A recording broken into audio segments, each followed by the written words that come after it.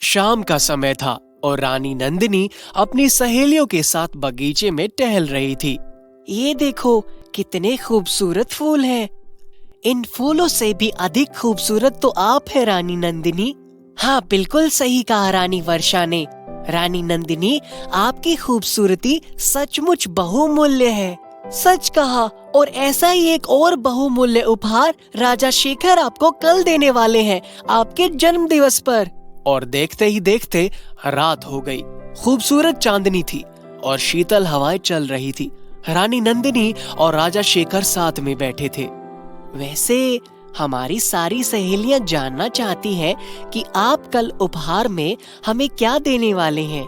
वैसे उपहार के विषय में आपकी सहेलियां जानना चाहती हैं या आप? तभी राजा शेखर रानी नंदिनी के सामने एक खूबसूरत सा हार लाकर रख देते हैं, जो कि सोने का एक खूबसूरत, चमकदार और काफी भारी हार था। ये तो बहुत खूबसूरत है राजा शेखर। और आप इससे भी अधिक खूबसूरत है रानी नंदिनी। जन्मदिन की बहुत बहुत शुभकामनाएं आपको। आपका बहुत धन्यवाद। अगली सुबह जब रानी तैयार होने लगी तो उस हार को अपने स्थान पर ना पाकर रानी नंदिनी हैरान हो जाती है और राजा शेखर द्वारा पूरे महल में और हर जगह ये घोषणा करवा दी जाती है कि रानी का हार चोरी हो गया है। इसके बाद राजा कई दरबारियों को बारी बारी से बुलाकर पूछताछ करते हैं, मगर कुछ नहीं पता चलता। कुछ देर बाद सोचने के बाद राजा महामंत्री को बुलाते हैं और उन्हें घटित घटना के विषय में बताते हैं। फिर कई देर तक सोचने के बाद महामंत्री को एक युक्ति सूझती है और वो महल से निकलकर जंगल की ओर चल देते हैं। कुछ समय पश्चात जब महामंत्री वापस लौटते हैं तो उनके हाथों में लकड़ियां देख सब हैरान हो जाते हैं। ये लकड़ियां कोई साधारण लकड़ियां नहीं है, ये जादुई लकड़ियां हैं। स्पष्ट कहिए, आप क्या कहना चाहते हैं?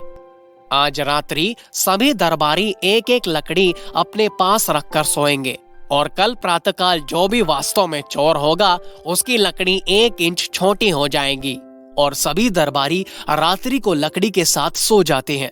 चोर दरबारी सोचता है कि कल सुबह मेरी लकड़ी 1 इंच छोटी हो जाएगी और मैं पकड़ा जाऊंगा और मुझे सजा होगी।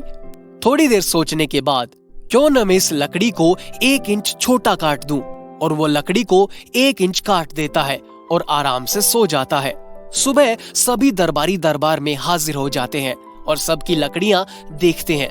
सभी की लकड़ियां बराबर थी, पर एक की लकड़ी छोटी थी और महामंत्री समझ गए कि हार इसने ही चुराया है। हमने झूठ कहा था कि ये जादुई लकड़ियां हैं ताकि सच सबके सामने आ सके।